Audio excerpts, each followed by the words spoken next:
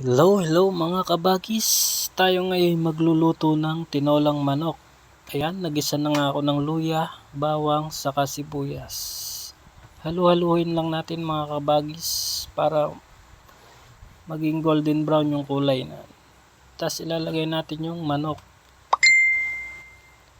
Ayan mga kabagis, hintayin lang nating medyo magmantika yung ating manok.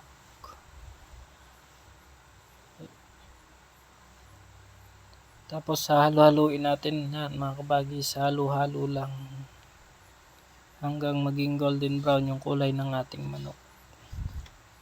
Halo lang mga kabagis, huwag kang susuko. Ayan, medyo nagmamantika na yung ating manok.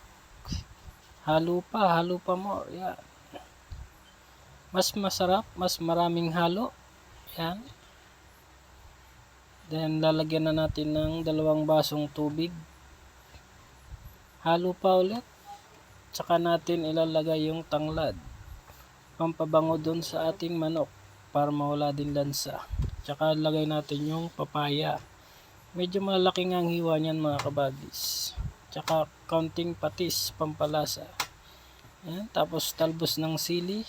At ito na, luto na po siya mga kabagis.